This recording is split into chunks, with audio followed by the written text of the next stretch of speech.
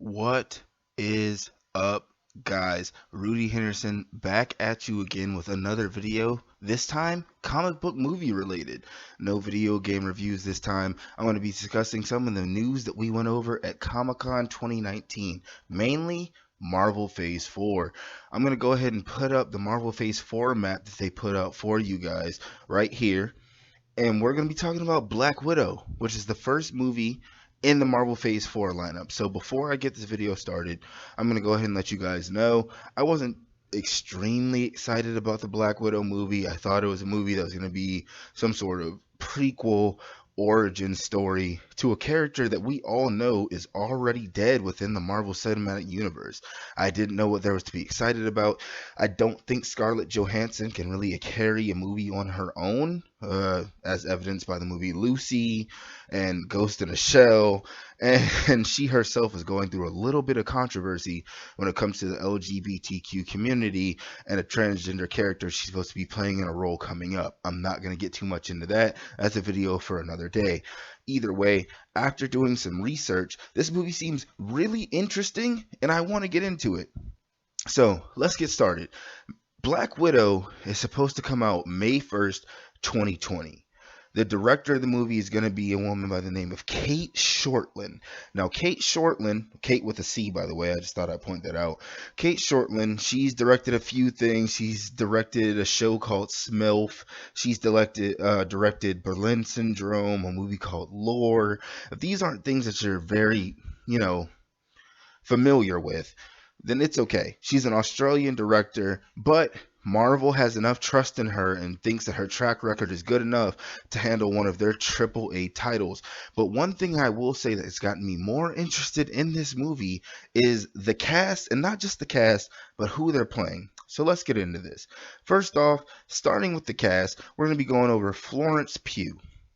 Now, Florence Pugh is an American actress. She's played in a movie called Midsommar or Midsummer, however you want to say it. It's a very popular movie, came out now in 2019. She played a character named Danny.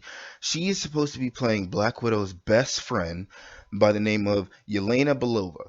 Now, Yelena Belova is the best friend of Black Widow. They both went through what they call the Red Room Training Program. That's the program that basically turned Natasha Romanoff into Black Widow. They went through this together, so you could say that the character of Yelena is sort of like a Bucky to Captain America or a Rhodey to Tony Stark. It's the best friend. As far as her implications in the movie and the wider Marvel Phase 4 cinematic universe, I don't think she's going to make a huge impact for the universe.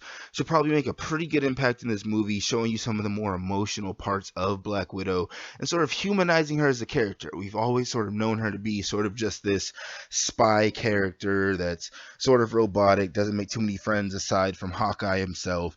And this would be a nice change of pace for her, having a friend in the movie. Now, a character that's sort of interesting and an actor that's also sort of interesting is going to be David Harbour.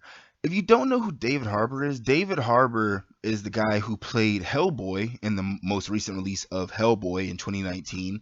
That movie didn't do very well critically or financially, but he did play Hellboy, and I'll give that to his credit. But more famously, he's known to play Jim Hopper in the popular Netflix show Stranger Things.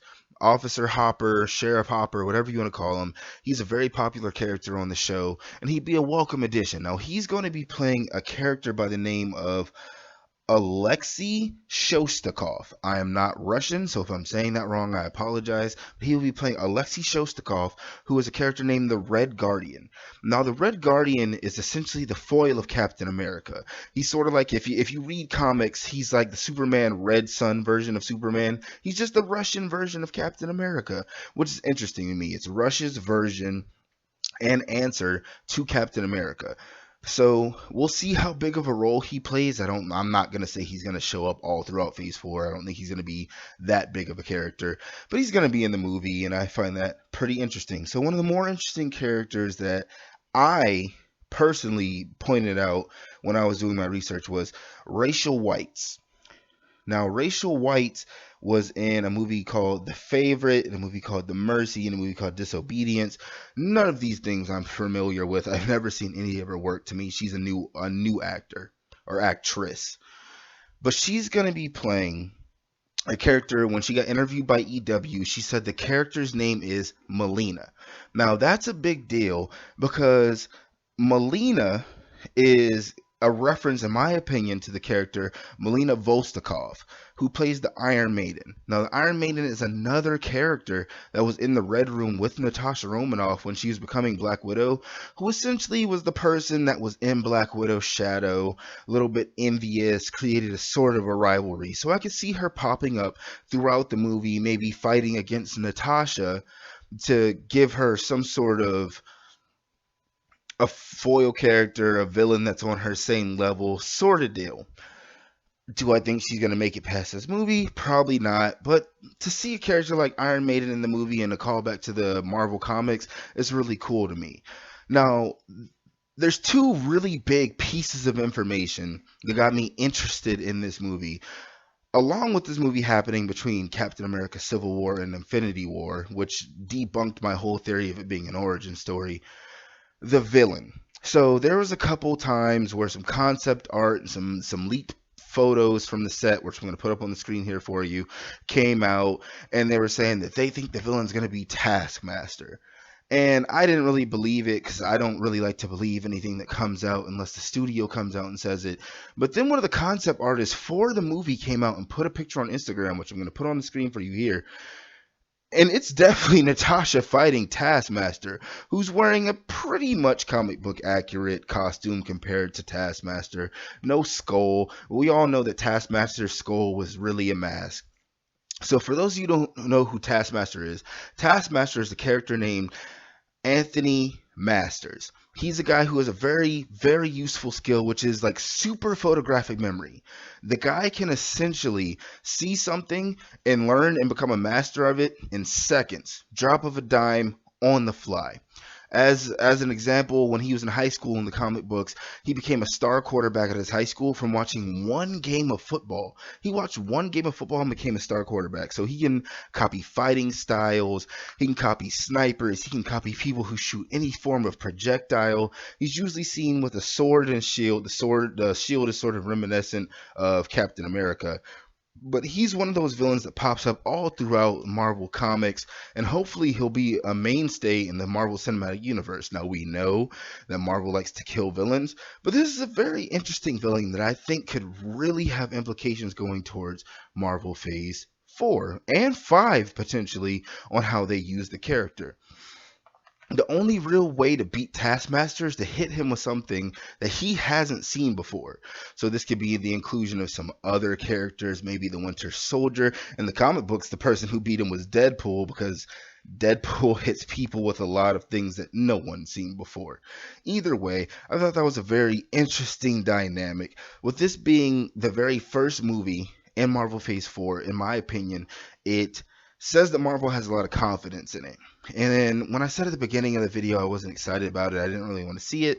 After doing this research and finding out who these characters are, when it was coming out, things like that, I've changed my opinion a little bit. So when it comes to these breakdowns that I'm doing for these movies that are coming out in Marvel Phase 4, I'm going to base them off of how I'm going to see them, which the rating chart would be not going to see it, maybe going to see it, and see it day one.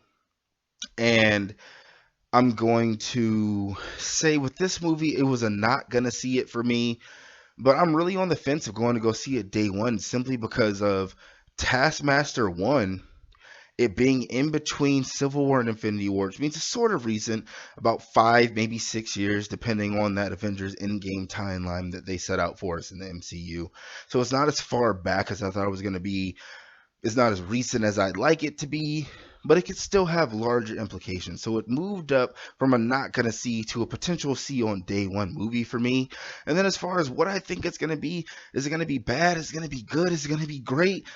I'm not gonna say it's gonna be bad. I don't think Marvel doesn't make very many bad movies. There's a couple that I'm not very fond of. They don't make very many bad movies. So I'm gonna say it's probably gonna be a decent to good movie with the potential of being a very good movie just because of my low expectations for it. Either way, I want to know what you guys think. Do you think it's going to be a good movie? Are you going to see it day one? Was this video helpful? Did it clue you in on any characters that are going to be in the movie? Either way, hit the subscribe button, hit the like button, and ring the bell to know when I'm coming out with more content. There will be more Marvel Phase 4 movie videos coming out here pretty soon. I'm going to break down all the movies and my opinion on what I think Phase 4 is going to be going forward. I'll even cover the movies that Marvel said they have planned going into Phase 5 that I'm really excited about. But either way, thanks for watching the video, guys, and keep it sexy.